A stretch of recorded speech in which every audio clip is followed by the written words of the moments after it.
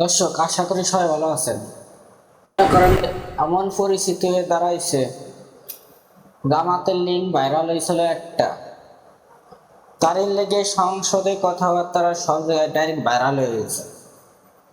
এখন সেটা যদি ভাইরাল হয়, হলোই নাই, ঠিক আছে, তাই যদি বিএমপির ভাইকে প্রত্যেক দিন ভিডিও এরা শোনায় দুই তিনটে ভালো ভালো নেতাদের, ঠিক আছে, ভালো ভালো নেতা, তারপরে সংসদে যারা থাকে নারী, ওরে বাবা, ওদের কথা কিছু কওয়া যাবে না।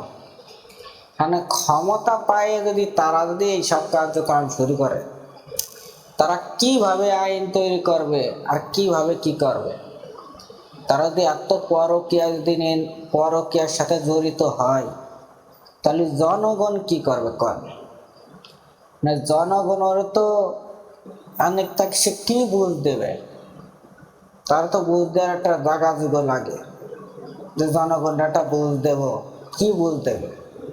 তারাই তো এইসবের মনে করেন যে সবকিছুতেই জড়িত।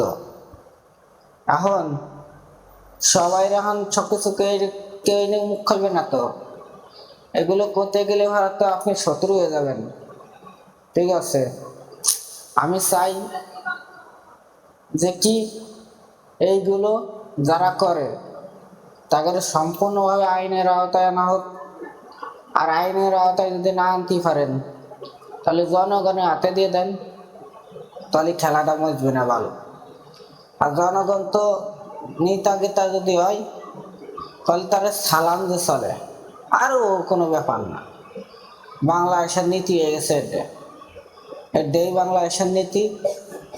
যদি অকাম করে নেতাকে তারা, তাহলে মনে করেন যে ওটা কোনো ব্যাপার না, ঠিক আছে। ওটি করে থাকে, নেতাকে তারা করে থাকে, ক্ষমতা আছে, টাকা আছে, বাংলাদেশের নারীর অভাব নাই। যারা এসব করে নারীরা, ওদের তো ভালো মানুষের সন্তান না, ওরা ওরা হলো খারাপ সন্তান। আর ওরা খারাপ পথে গেলে সমস্যা কি? টাহার লোভে যদি সবকিছু করতেই পারে, তো ওদের তো সমস্যা নাই। আচ্ছা, যারা ওই রাজনীতিবিদরা যারা আছেন, তা আপনারা যদি এইসব কাজ কাম করেন, তা আপনার জনগণ খাবেন কি করে? জনগণ আপনারা কি মানবে? আর মানার সিস্টেম আছে। আপনারা সচেতন হন, জনগণও সচেতন হবে। আর যদি পরবর্তী যদি এরকমই চলে, তাহলে আর ওই চেয়ার পাছার তলে থাকবি না, ওইগুলো সব আস্তে আস্তে উড়ে যাবে, ঠিক আছে। এটা বাস্তবতা। সবাই ভালো হয়ে যান, বাংলাদেশের যে যেখানে আছেন সবাই ভালো হয়ে যাবেন, সবাই মিলেমিশে থাকবেন, সবাই একসাথে কাজ কাম করবেন।